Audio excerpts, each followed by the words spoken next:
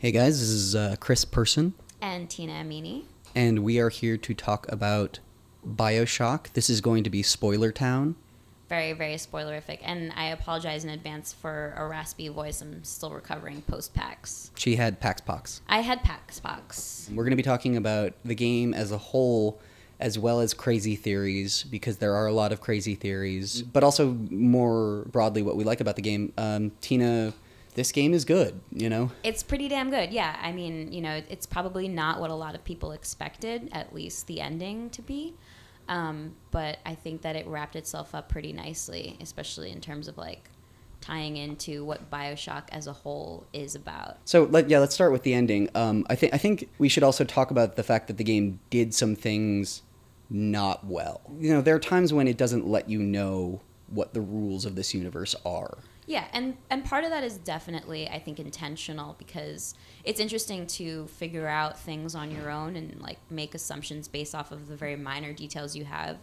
But there are certain parts where it can be confusing, and but to its benefit, like I've been like scouring the internet and reading threads because I cannot stop thinking about this game. Yeah. And people offering suggestions and theories together, that's one of the most fun things I've seen come out of a game like post-ending. The things that the game does not do well is establish, because I mean, with any science fiction or speculative fiction, you have a rule set that you establish, right, and then you don't deviate from that rule set. And this game is very kind of sloppy with establishing the rules. Like we were talking earlier that you're not sure if they can go into dimensions, if they're merging dimensions, or if they can travel through time. And in the end, like, they don't even tell you time travel is a significant thing. They allude to it. The twins will say, like, oh, it's not about where, it's about when. Yeah, and what's happening exactly. Yeah. So let's go through the rule set, like what they have established and how that works. Okay. With like the storyline that they presented. Well, yeah, Elizabeth is only special because she comes from another place. Right. I think the implication there was that she comes from another place because part of her, aka her pinky, was left in one dimension. Oh. And yeah, that's my understanding of Really? it. So okay. yeah, because there's obviously that moment where Booker is trying to grab. I feel sort of bad talking about spoilers, but even with the spoiler warning. So there's that moment where Comstock is rushing Anna/Elizabeth into another dimension, and Booker runs up and tries to grab her. Elizabeth reaches out, and her pinky gets caught. So she's both in that Booker dimension and the Comstock dimension that he brought most of Elizabeth to. Sure. And I think that that's why she can open and manipulate tears. Okay, that's a good one. I think that on a broader level, messing around with dimensions screws with people. I think that was a huge... Oh, for sure. So that's why... That's why Comstock is sterile by the end of, like, well, too many yeah, experimentations. That's why they're all sterile, and that's why, like... A little crazy. Well, and why Booker has the ability to kind of come back from the dead... Multiple times over at all times, and why the twins... Well, he's basically Jesus. He's John the Baptist, I think, in this one. You know? Right. So yeah, screwing with dimensions will make it so that you can, and that's why the twins will always come back. Which the twins are a super fascinating relationship. Well, because they're the same person. Yeah, but they you would imagine that might be like a butting head situation, but they're just, which they do to a degree of like banter. One of them is a fatalist and one of them is not a fatalist. If you listen to their talk, like one of them believes in free will and the other one does not. Right, yeah. And that's just that's really the only distinction between them. And otherwise they just talk like those chipmunks from Looney Tunes. Yeah. Like, no, after you, I insist. Right, very, very polite, yeah. And one of them is femshep. But just talking about like what we like about the game, I mean, maybe I'm thinking about this too much, but I feel like the game itself is sort of a metaphor for the series as a whole. What people wanted out of Bioshock Infinite was they wanted, like, they were like, oh, okay, here's Bioshock, now give us more. And then they got more, and they said, no, by more we meant give us something original. But what they wanted was something that had all the tropes of Bioshock, but was as creative and in a new world. And so Infinite is sort of an exploration of like, well, here's what you wanted, here's more. But here's your creative thing, but like different. And the best part about that was like playing through a series, I think any player likes nudges to those previous games in that same series. Yeah. And Ken Levine and team, I think, did a really good job of making that nudge something subtle and unique, because it wasn't just like a character walked across and like, oh, cool, that's like a neat Easter egg. It had nothing to do with that. It actually tied in with the story in a way that Bioshock Infinite was still very much its own thing, but connected to that universe. Well, we're going to talk about the infinite lighthouses and that sort of... Right. Well, yeah, and this is the problem is... There's always a man and there's always a revolution, it seems. The connection between Bioshock and Bioshock Infinite is that you can sort of line up the plot structures of both together and the characters together, and they all have similar roles. As much as like Booker and Comstock and Elizabeth are playing with their own parallel universes in their own like various timelines, potential timelines, like Andrew Ryan and Rapture could be like a very similar, somewhat parallel universe, but with separate characters that relate, like as you were just saying, to each other. Well, yeah. So the way it breaks down is that Comstock is Booker, and therefore Comstock is also Ryan because he is the tyrant who raises the city, who has to then be shut down. And Elizabeth is actually closer to the main protagonist in one, Jack. Right, because they're both like a son-daughter figure. And who are exploited as children, who then have to make a choice to commit patricide in order to make the city fall and to restore order. And the basic themes are all there too. There's like a revolution, like a rebellion. Yeah, and that's like Fitzroy is like Fontaine in some level because she and he are both opposing the tyrant, but who are themselves corrupt. Right. And Tenenbaum is sort of like the twins. The Luteces. I keep getting that name wrong. It's cool. I keep calling it Lucettes because it's like you don't pay attention to the middle words. And the crazy theory that we posted about yesterday, which is that... The potential Songbird one? Songbird has a relationship that's similar to the Big Daddies and the Little Sisters with Elizabeth. Absolutely, yeah. And Booker actually has a similar relationship to Jack because he kind of loses his memory and then is thrown into the city. I think that's a looser one, though. I think like Jack and Elizabeth... Yeah, no. If we want to make parallel characters, I think that's probably. But they have themes, that are borrowed from each other. I mean, a lot of these characters share a lot of similarities, and that's what's interesting about it too. Is that like the conflict comes down to the fact that like who amongst these characters are bad characters and who are evil characters? Because like I was playing through the game and I hated Comstock. Like this was the guy that had to be brought down. This was the guy like at the forefront of everything that was bad about. Yeah, he's Columbia. A crappy racist. You know what I mean? Exactly. Like he's even more detestable than Ryan because on some level you can kind of see where Ryan is coming from. Right. You know what I mean? Like you can kind of be like, I can see how that one went south. But yeah, the Bioshock Infinite opens up and you're in that carnival.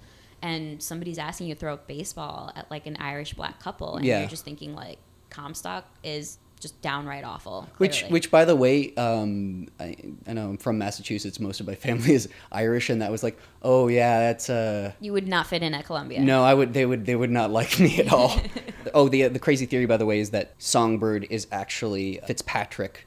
The guy, because they both have an instrument and they both have a song, and you can hear Songbird screaming when Fitzpatrick dies in the original Bioshock. Which would be amazing if that was planned in advance. I think it's totally accidental, but it definitely could be. It could be like a little audio trick that Although Fitzpatrick is wearing a bird mask, so there is that association. But so were a lot of people in Rapture. Yeah, but still. Let's just pretend like happy coincidences were totally planned, genius ideas. This is why, like, I see a lot of people getting mad at time travel logic or getting mad at the game for not making exact sense, and that's not the point. You're supposed to have fun with this thing. Like the movie Looper was great because it talked. No spoilers. I haven't seen it. They make allusions to the fact that if you pay too much attention to time travel logic, you're not going to enjoy a time travel story because it's. I think for most cases that makes sense. 99. Like if you're screwing around with dimensions and timelines, and you try to break it down, with the exception of I think the Forever War and maybe Primer, you're gonna like have giant plot holes. Yeah, and that's not fun to think about giant plot holes. And that's another theory, is that the tears are actually plot holes. And Ken Levine's just like, screw it, let's just walk through these He's actually going through plot holes. Yeah. Think about it. Have fun with it, like if you're going to have fun with it, have fun with it. If you're going to be a jerk, then just pay attention to the fact that it's actually, at its core, a really beautiful tragedy, like... Yeah, that's what it comes down to. It's the story that's being told through this mechanism of time travel that's allowing these concepts, and it might not make 100% sense, which brings us back to the original point, which I think we never finished because we're just talking about so many different things at once. But your original point was that the game doesn't really like explain these concepts so well, and maybe that's the reason why. Like they don't want to just lay out the rules or they to give give people through, like a formula with which to pick apart the story and say like this part doesn't make sense because of it. But I mean, like for me, I guess the one thing that I'm not 100% sold on.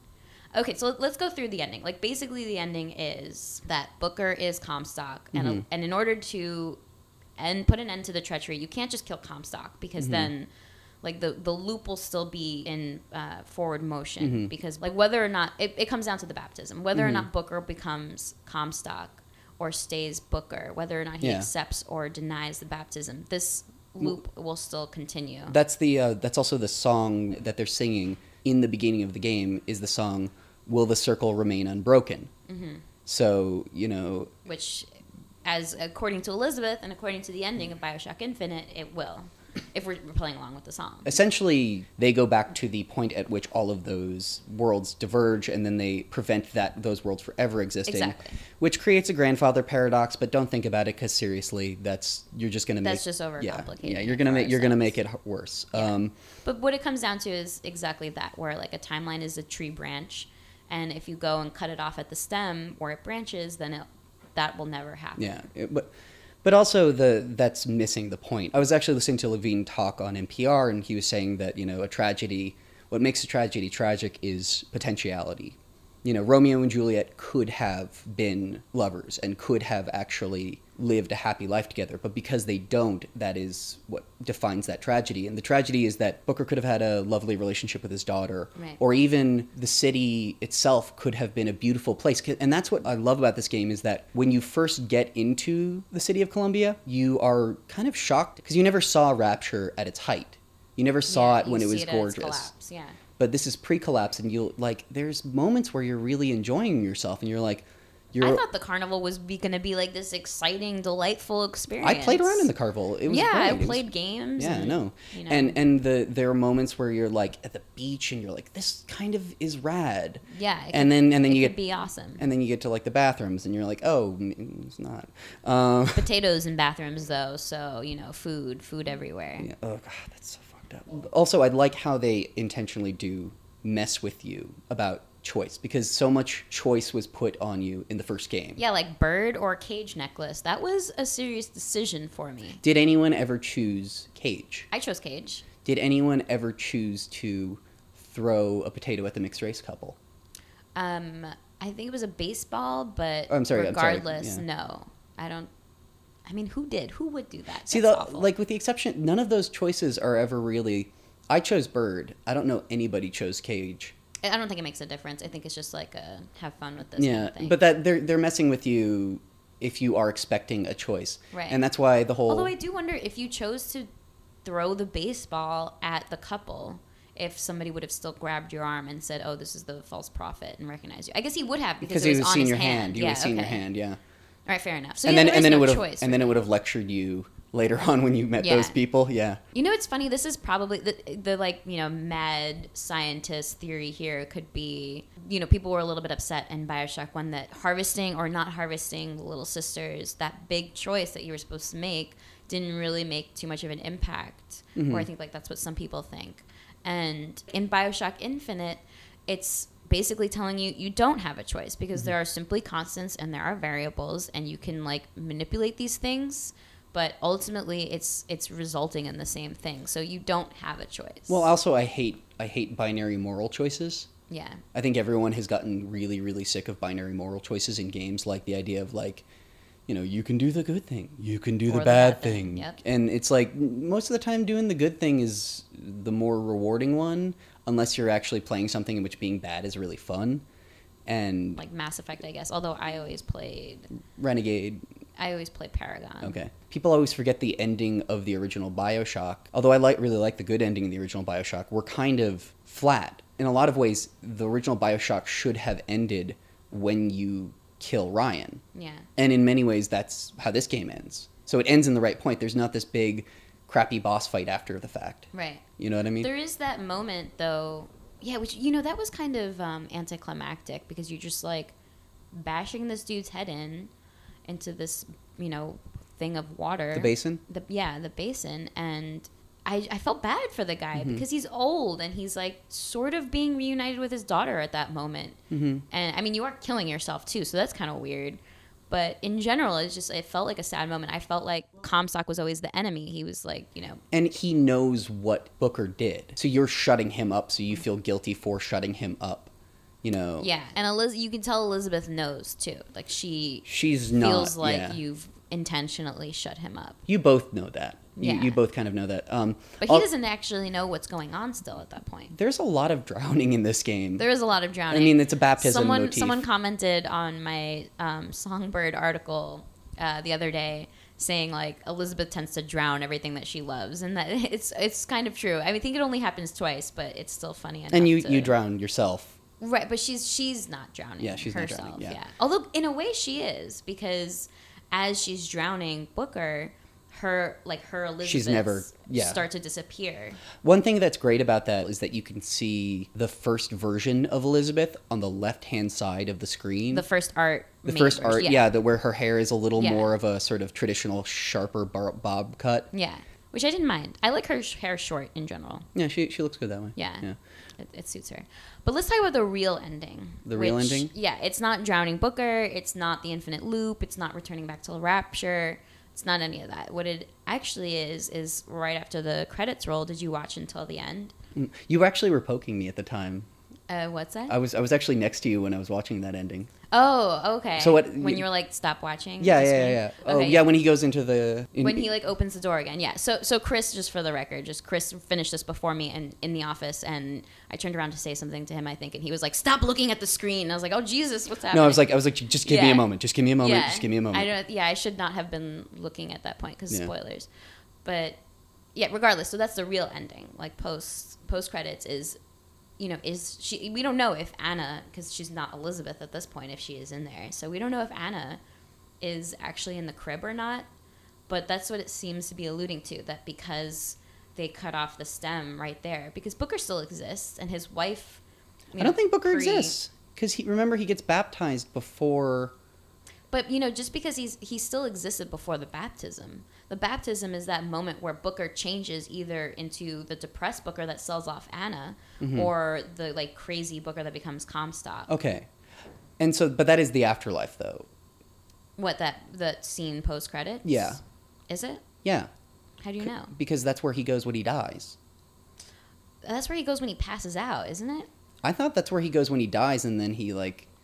I mean, every time, like, remember that scene when Elizabeth smacks him across the head when she realizes that he's trying to, like, you know, bring her somewhere else that she doesn't want to go and not Paris? He dies, like, okay, so when he falls off of the world and into the ocean where Songbird is, well, I guess he could have just washed up on the shore. I don't know. That's getting into, I think... Yeah, that's getting into specifics that we wouldn't even be able to tell one way or another. Only Ken Levine knows this. Or not. The best theory, we're talking about the best, worst theory, is that the angel Columbia... I saw this on the actual wiki, which, you know, mind you, it is a wiki. Right. The angel... Cannot be 100% trusted. The angel Columbia is actually... future time travel Elizabeth, who comes back and as an angel, as a beatific vision or something like that. That's fun. That is fun. That's fun, but totally not. But it still brings all matters of complication, even if that were like a theory, because then you have to think about, because Booker's fate. Elizabeth's fate is tied to Booker's fate because she's the daughter. So, you know, if Booker doesn't exist, she doesn't exist. Yeah, if Booker goes crazy and depressed, she becomes locked up in a tower. My favorite part with the twins is when they are discussing time travel grammar. Yeah. Because, like, literally... They're sort of adorable. They're super cute. I expect cosplay of these two. I expect at the next convention. So much cosplay of these from, like, fraternal and sorority twins. Yeah. No, the best part about it is that's been a thorny problem with, like, science fiction is, like, Will on having not in, you know, like, time travel grammar is, you know, how do you describe something that might have happened in the future tense, past tense? And, right.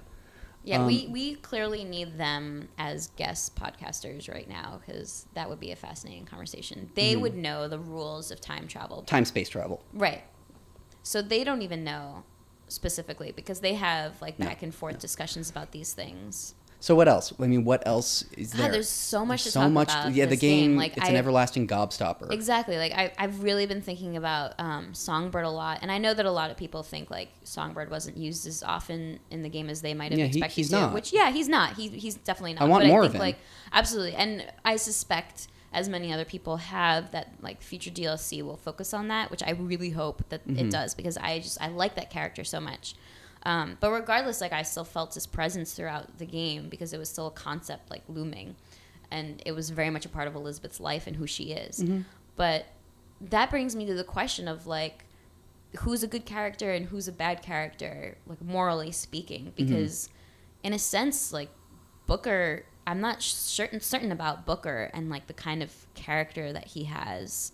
Because ultimately, at the end of the game, you know, he embraces Elizabeth's idea of just, you know, cutting off the branches of timelines that will result in, like, Columbia and the future destruction of Columbia after that. Well, I think the larger theme here is not good or evil. I think it's consequence and tragedy, and I think that so much of every character in both Bioshock and this game stem from the sort of sordid history of America. Yeah. You know, the choices that were made well before they even existed shaped who they were. You know, like Booker at Wounded Knee led to two very different and very depressing outcomes. One where he's sort of a lonesome alcoholic who's willing to sell his child, and another where he's a megalomaniacal, racial purity Christian who's trying to secede from the world. And I mean, that... Who's a fake prophet. Who's a... BT dubs. You know, you also have elements of that with Daisy, where, you know, she ultimately wants a good world for the people in the slums. She like succumbs to something not much greater than what Comstock was. Well, she sort of, it becomes a very, very radical version of like the Black Panthers or something like that, where she thinks that she's doing something egalitarian and social, you know, like she's actually a populist, you know, Vox Populi, but in reality she's a crypto-racist. You know, she tries to murder a white child because she thinks that there's something equally horrible about, you know, those people. She's like... Yeah, it's like, it's basically oppression as a response to oppression. And, you know, it's hard to really blame her psychoticism based off of the things that her and her people experienced. But at the same time, you can definitely blame that because she's... By the end of it, you see she's, like, psychotic. She kills Fink, right? That's what the whole... Yeah. That part of the storyline was. Yeah. And the way that she does it is, like, the guy is pleading for his life in front of her. And then, you know, slices him down and rubs his blood on her face. Yeah. Like, that is just tribal craziness. And that's one version of her. There's another version in which she, you know, is the underdog. Like, you know, in the first version of that you see of her, she's an underdog and she's well-intentioned.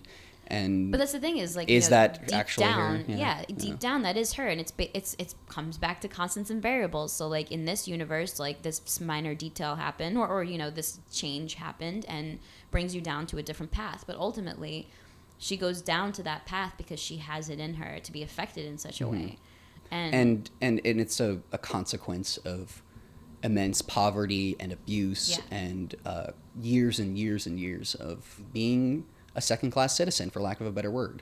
And the really interesting thing, like, when we go back to, like, you know, the weapons manufacturer, Chen, and see, I think that was an important part in the storyline where Bioshock Infinite does start explaining things to you. I think it's actually the first time where you start to really experience it.